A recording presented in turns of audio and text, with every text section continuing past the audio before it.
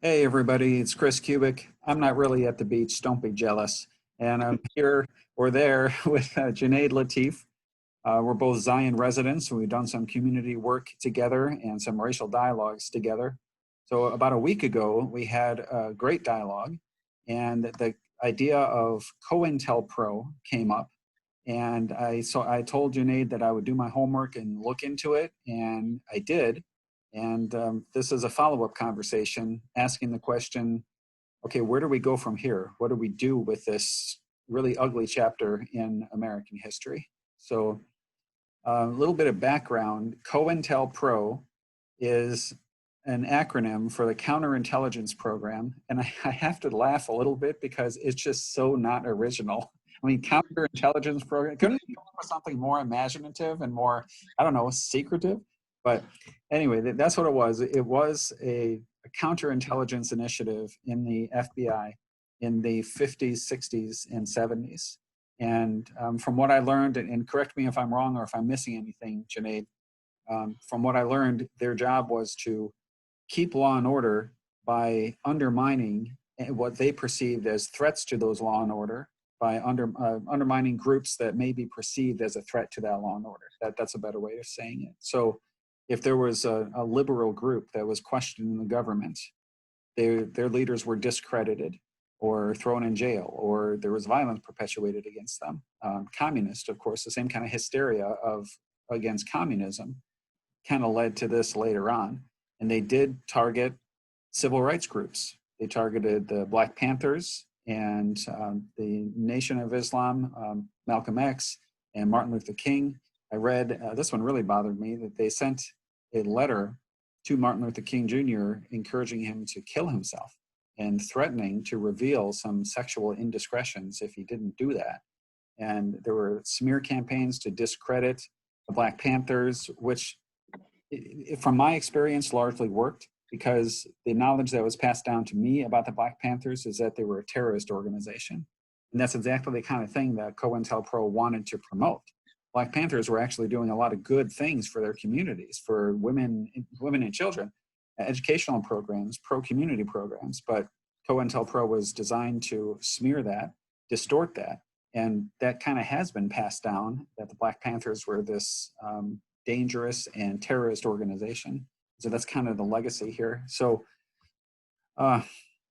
it's the stuff you see on TV shows, and this itself has been branded as a conspiracy theory. If you believe in COINTELPRO, you're believing in conspiracy theories, but all indications are they really did happen. And there may be some tactics, that program isn't around anymore, but some of those tactics may be continuing today. So what are your thoughts on it? That's just what I learned in my quick reading about it. Yeah, it's disturbing. I mean, but I think you did a great job of laying out in general what the program was about. And so what we have to understand is that this program worked up until, I guess you can say, the age of the internet, where information is able to be transferred around and people can do as you did and research and find out the truth of these matters. So up to that point, up to this point, there's a lot of Americans that were thinking that, these early civil rights groups who talked about being targeted by the FBI or targeted by police or law enforcement officials, and people would say that these guys are lying, or there's a conspiracy theorist, or they're anti-government. In fact, these people were telling the truth. And so not to be able to be heard for all these years, you can imagine the mistrust that has built up in a lot of communities based on these things that people knew were happening.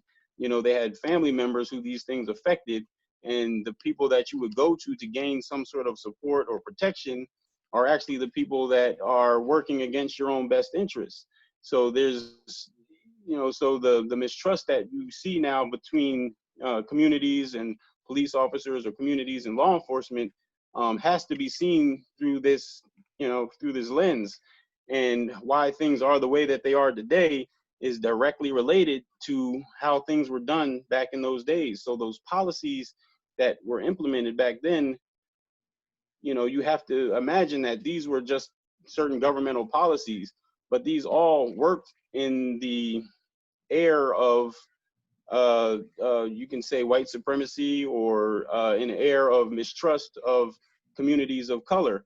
And so in this atmosphere, you know, in everyone's everyday life, this is the air that was breathed. This is how people operated as they engage with one another. So there's been, from that time of, you know, civil rights movements and, you know, things,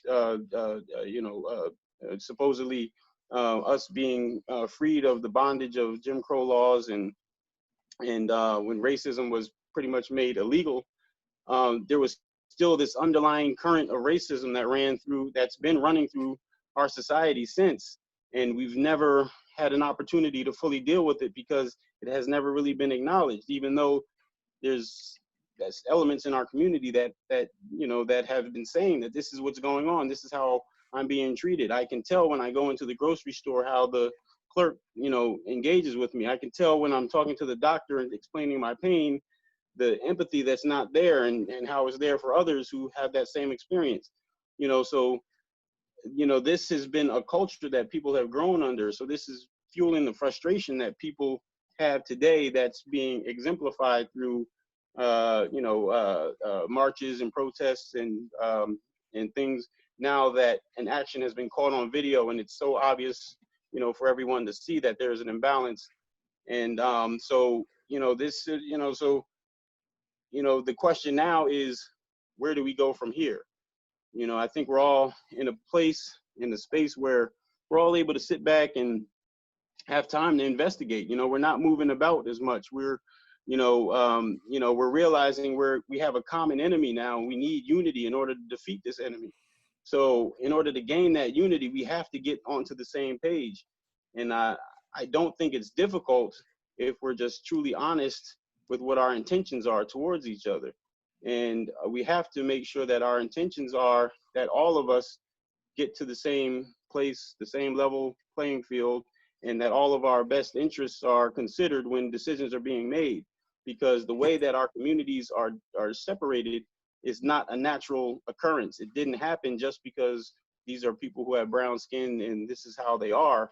There were systems that were put in place that created conditions for things to devolve into the way that it has. So Right. now I want to come back to that really quickly in a minute, but I want to point out something that you said, kind of like, where do we go from here? I think it starts with this kind of thing. Definitely. Conversations and empathy. And that was the reason why we did our dialogue before last week. We acknowledged that people just are not talking to each other. They're making assumptions about each other. And, oh, I know what you're going to say. I know what you believe. And, well, you don't. And so even if you don't agree with the other person, you can still have the dialogue and empathize. And one of the big things that I have gotten, even from this little conversation so far and from our last one, is just understanding where other people are coming from. I was raised to trust the system. It's possible that you were raised deliberately or not deliberately to not trust the system. Why would you trust the system given the history? And so you're not trying to convince me to not trust the system. You're just trying to help me see that your background, it was different. Your raising was different. Your interaction with the system was different. So we can start there. But so often people want to get into a debate about, should I trust the system or not? That's not really the point of this. The point is to understand where this other person is coming from. So I think that would be a good starting point for people, is just to have the conversations and have that moment of, that was not my experience. I see how different that was for you. And I think that can lead to a lot of good things right from the beginning. Yeah. And I totally agree. I think that once there's an acknowledgement that neither of us are evil, you know, neither of us necessarily want to be in a situation where we have this tension between, you know, members of our human family. You know, it's just that we can't see the other side of things to give us that to give us that ability to be able to come over and say, okay, I understand where you're coming from, and I'm your support, or I'm your I can be someone who can support you through whatever it is that you're going through without giving up something of mine and without losing something on my end. And I think that that's where we are, is that we're so afraid that if we acknowledge what someone else is doing, we're going to lose something that we have that is of some value to us. And we've been told that the things that make us who we are so important. And, we're so different from others because of those things that we have. For us as African Americans, it's our pain, it's our experience that we've been trying to tell people for years is happening to us, but people don't really know or don't want to acknowledge or can't do haven't done the research to find out. So our only support has been us. So we've been able to just go back to each other and say, yeah, man, I had this experience at the hospital, or this police officer did this. And you have a voice or an ear that hears you and can comfort you and say, yeah, I had the same experience. So even without knowing, even knowing that, it's not going to help in the sense of making your experience easier, you just have someone that you can share that experience with. And on the, and I don't want to, speak for those of, of the white community, but I'm imagining that from your side, it's always been, if I even listen to some of this can bring me out of this place of comfort that I'm in and put me on this side of, all this turmoil, all this stuff that's going on that I don't know is true or not, but you know what I mean? I know that what I have right now is a place of security, is a system that works for me. And if I engage with that side too much, I may lose this security blanket that I have of my, experience, my heritage, my culture. And, so I'm going to stay here where things are comfortable and, I'm not losing anything by not acknowledging what they've got going on, because my communities look like me, and my job is someone who looks like me. All the things that take care of me, physically and financially and spiritually, all look like me. So I'm not losing anything by not acknowledging what they have going on over there. So I'm not even going to get into that whole experience. I don't even want to know how deep it can go. I hear an explanation, and that's good enough for me. I'm not going to dig any deeper. And everybody finds their little security blanket in this whole thing, and they hold on to it. And and we just all continue to just devolve as our distinction evolves, and we grow further and further apart. And but eventually all you're going to have is, anytime these groups and our groups intersect and interact, our experiences are going to be so different, our points of view are going to be so far off, that the only thing that can happen from that interaction now is an explosion.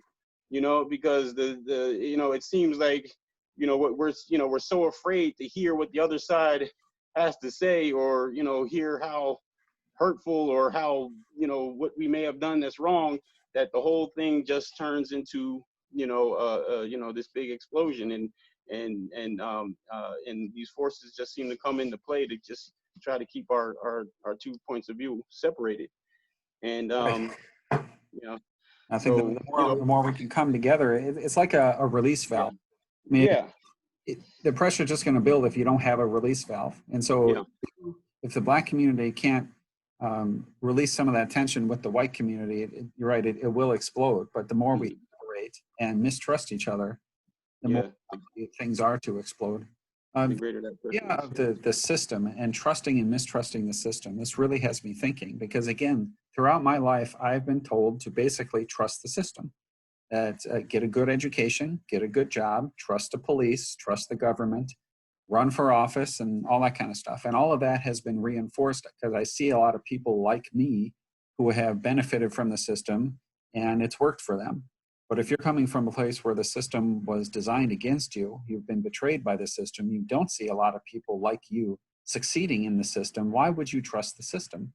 And so again, even now, why are people of color in a situation?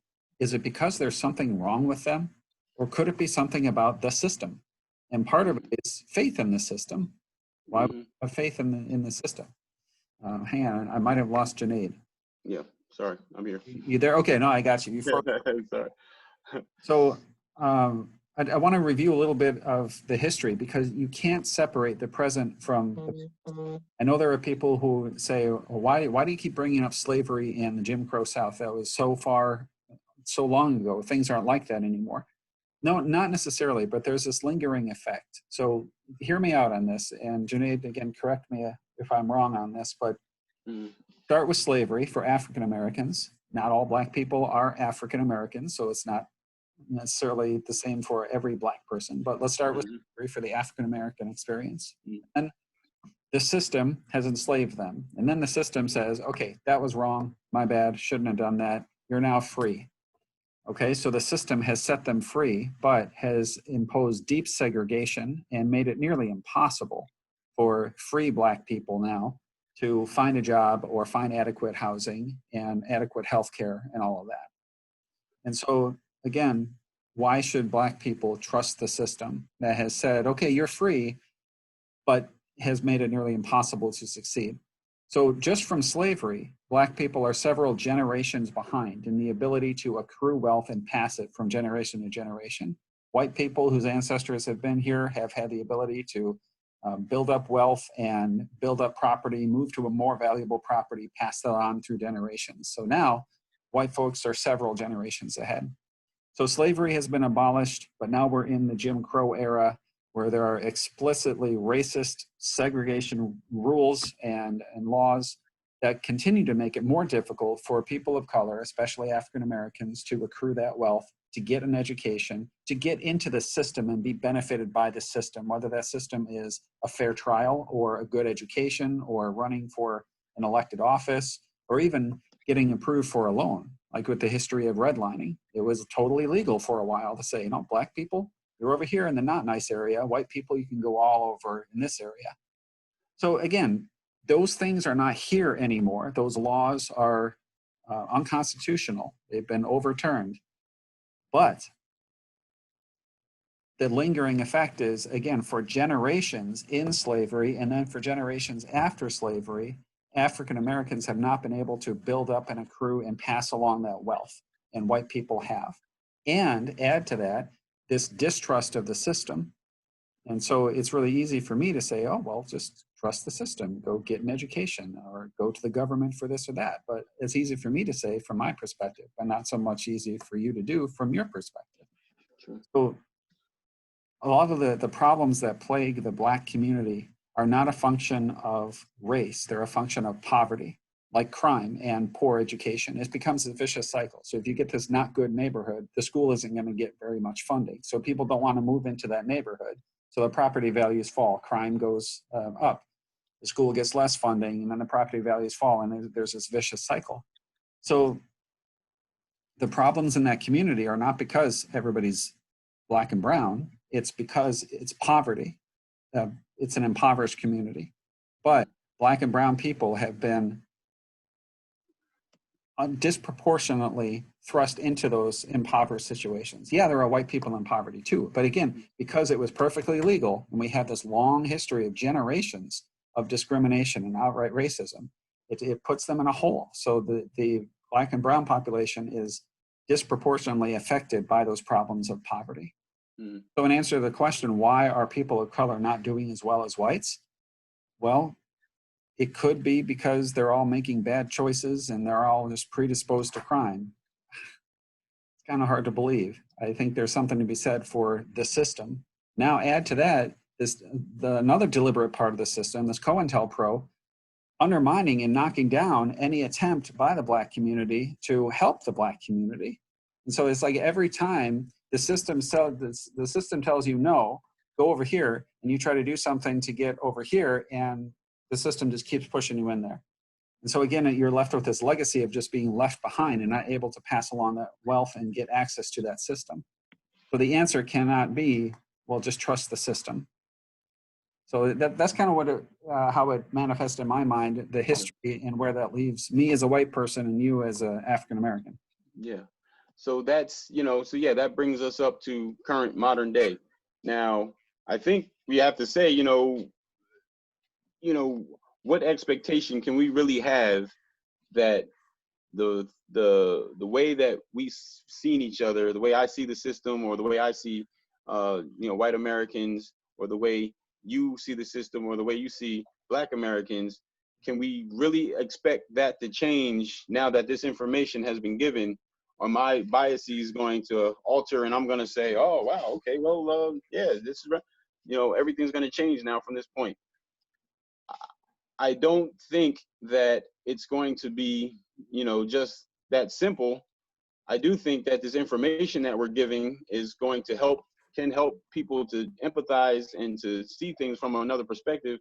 But I think that we have to begin to look at ourselves as beyond just the groups that we represent, and see ourselves as human beings, and see ourselves as a part of a creation where all of us have some stake in, and as none of us are more deserving of any resources or rights than the other, and that if any part of us is in a situation where we're harming ourselves, or we're living in a dysfunctional or situation, that it is all of our responsibilities to see that and to try to pull ourselves out of those circumstances by delving into those situations, talking to the people, understanding what perspective, why they're doing what they're doing, what's driving their conditions to be as they are, and then coming back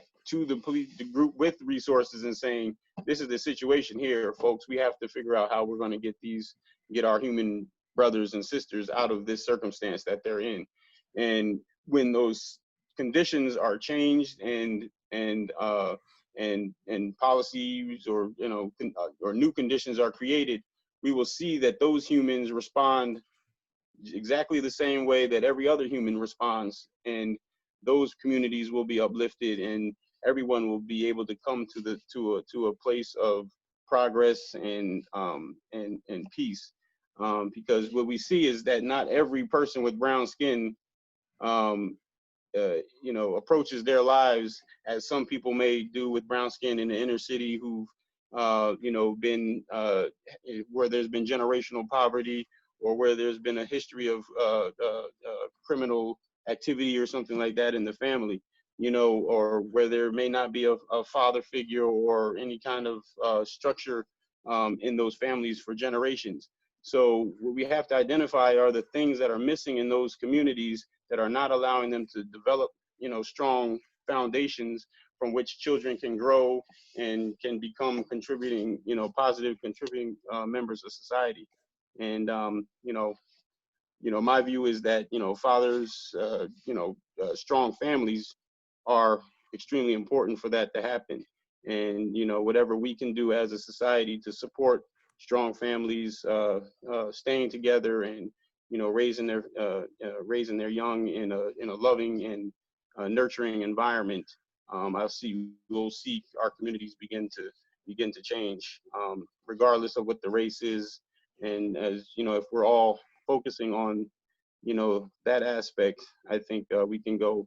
We'll see changes in leaps and bounds.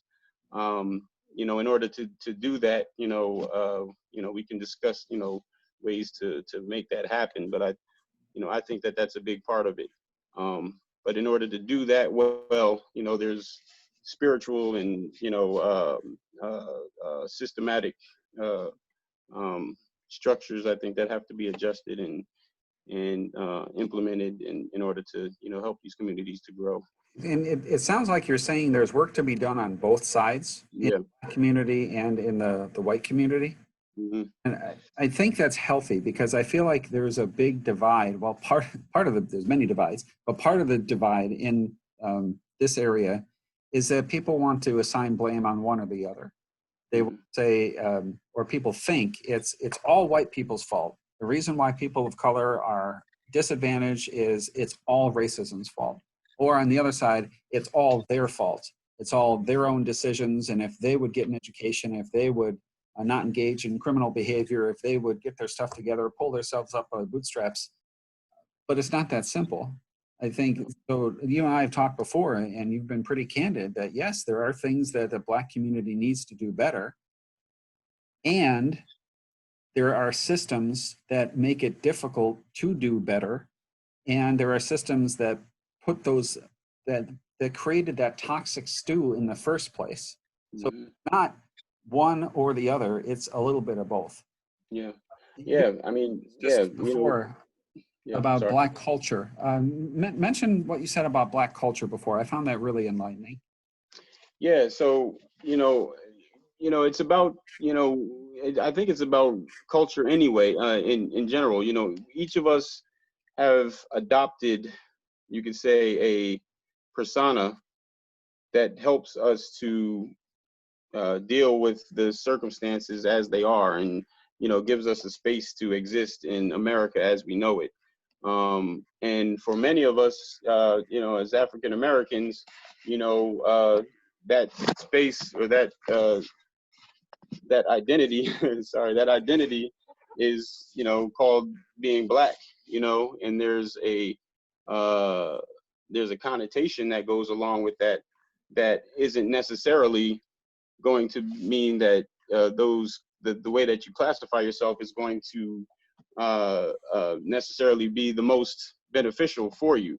So the things that we've accepted as being Black, when you tell somebody, oh, you're not acting Black, or if you speak too well, you're trying to be white, or all these things that we have adopted based on what we've been allowed to do as African Americans, in this society.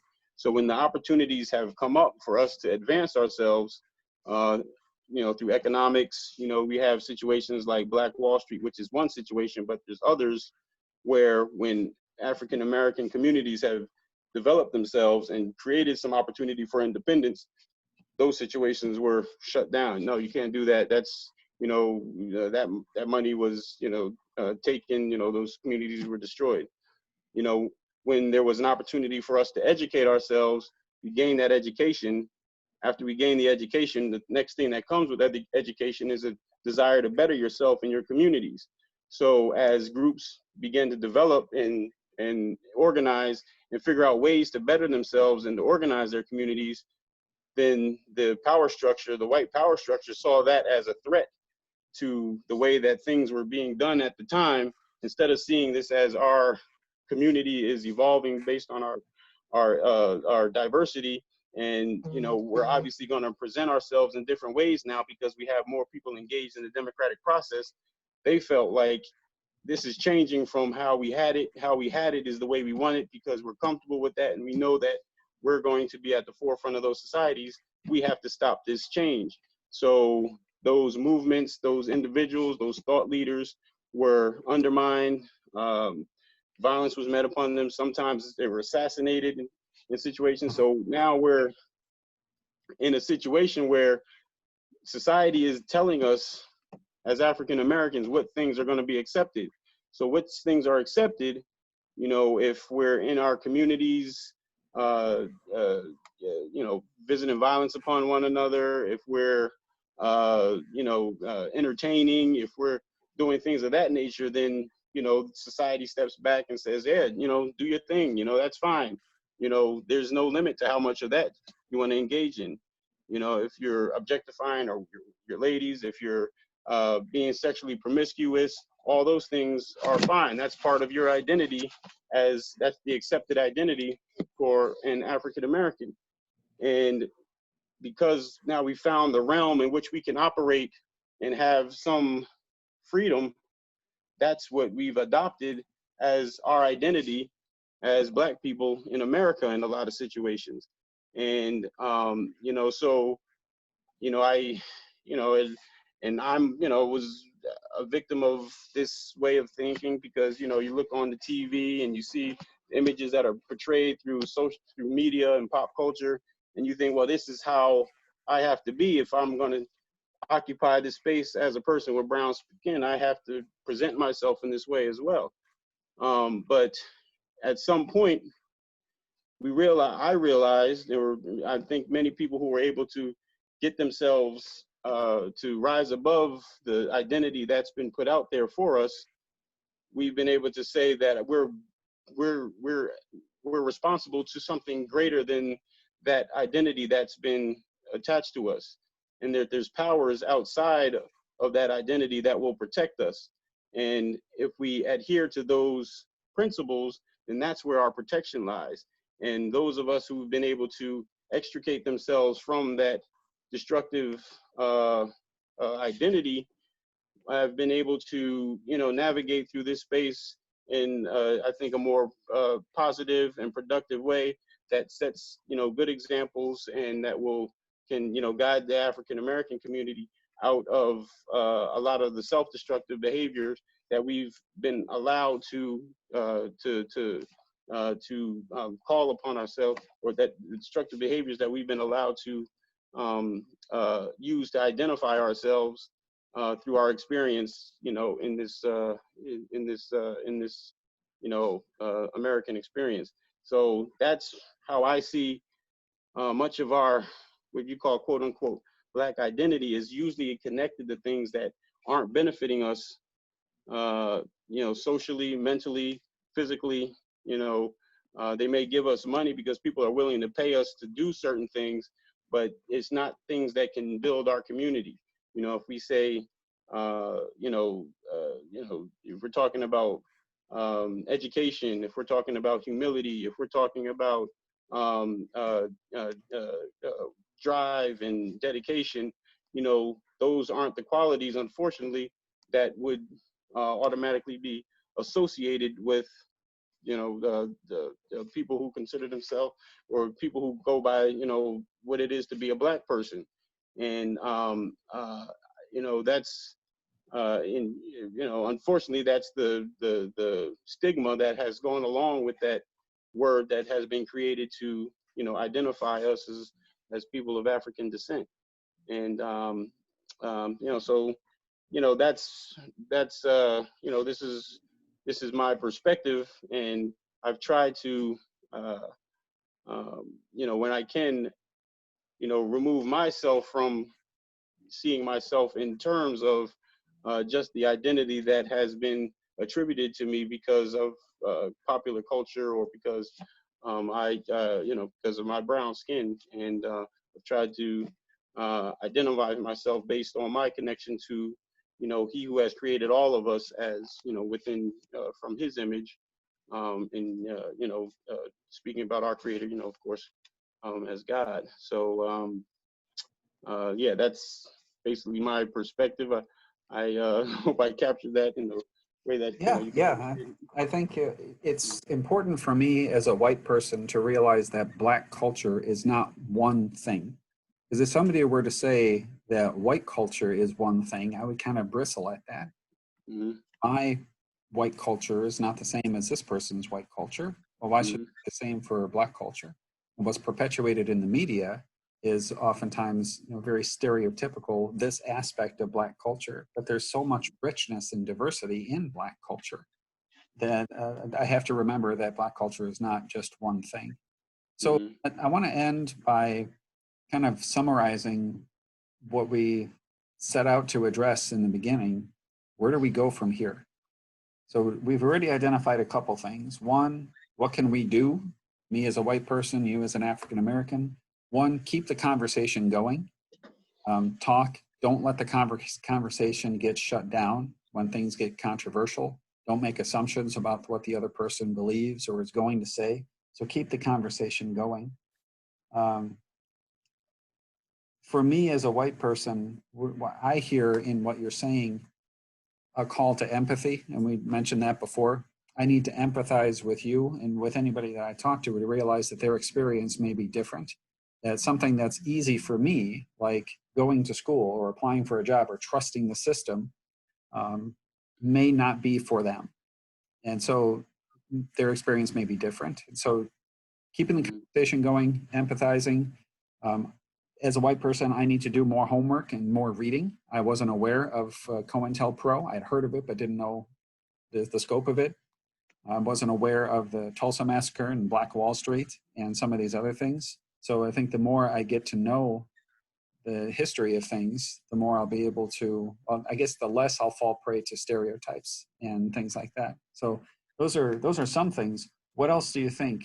Let's add to the list. What else can we do? Well, I mean, I think you covered a lot of it, but at the end of the day, I think it all comes down to just conversations and being open enough to talk with each other about your experiences and try to be honest, and try not to, take anything personally. We have to understand that each of us are coming from our own experiences, and at the end of the day, we only want the best for each other.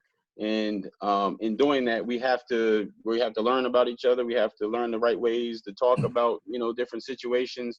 And as those conversations happen, we're not going to know necessarily the right things to say at the right time, and we may get one term wrong or another. But I think we have to just recognize that we're here. If these types of conversations are happening, it's because people want things to get better. And as long as we're able to keep those lines of communication open, then there's opportunity for things to get better. But if we're just waiting for the next opportunity to criticize or throw out labels at each other, then that healing will never happen. And and ultimately that's what has to happen, is that there's been some pain, there's been some suffering, and there's some healing that has to happen. And in order for that to happen, we're going to need the entire body, all of us, from all our different backgrounds, to be here together to make that happen and to bring each other together as one, as we should be in the United States of America. That's good advice. Remaining humble and supportive, willing to keep that conversation going, and not just looking for the opportunity to criticize and shut down the conversation. Mhm. As a white person who may have better access to certain parts of the system and may have just an easier time navigating that and more faith in the system, I think I also need to help open doors for people for whom that's not true. So maybe there are people who have some great ideas for local government or something like that. Well, if I have some connections that can help amplify their voice, then I need to do that. Because again, it's easy for me to say, well, why don't you just come to a city hall meeting? Well, it's a little easier for me than maybe for somebody else. So if it is easy for me, then maybe I can bring that person along or help to amplify their voice. If I have an easier access to power, I need to use that to help those who don't have easier access to power, rather than blaming them. Why don't you just do this? Well, if it's easy enough for me, why don't I help them do that? So I think that's something else that I can do as a white person, and help people of color, young people of color, see that they can. And I don't want it sounds like a cliche, they can be anything, but a lot of what you had mentioned about Black culture, the message has been, this isn't for you, that's for you over there, this isn't for you. So as a white person, again, who has arguably an easier time navigating the system and easier access, I need to make sure to tell the young people of color in my life, no, that stuff's for you too, you can do that too.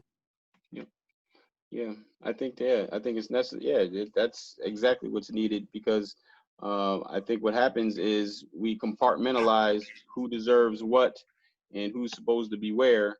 And if it looks like someone who doesn't look like us is gaining some success, that means we're losing some success, or someone from our group is not getting an opportunity for that success. Instead of seeing it as, this is just another member of our community who's having an opportunity to succeed.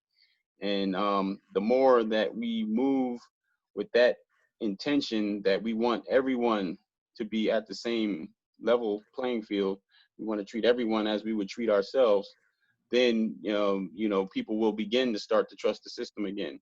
When it won't take long. All it will take is a few interactions, and someone will say, and people will know that there's a difference in how they're being treated and what the expectations are that people have for them. I'm not saying we make things easier for anybody by any means, but I'm saying that we challenge each other, and we push each other. We show that we care, just like we care for our own children, and we'll push our own children to be successful. We want that same type of energy going into all communities, and trying to make sure that everyone is pushed to meet their full potential. And I think we'll be surprised to see how far a lot of individuals will go if they feel like they're supported by by those around them and by the system. Yeah. So, I mean, what would that be like if we all felt like we were part of the same community? I mean, you're right. a black man, I'm a white man, but we're part of the same community. Your Yeah. blackness and my whiteness mean that we may have different perspectives and different experiences, but we have the same value and we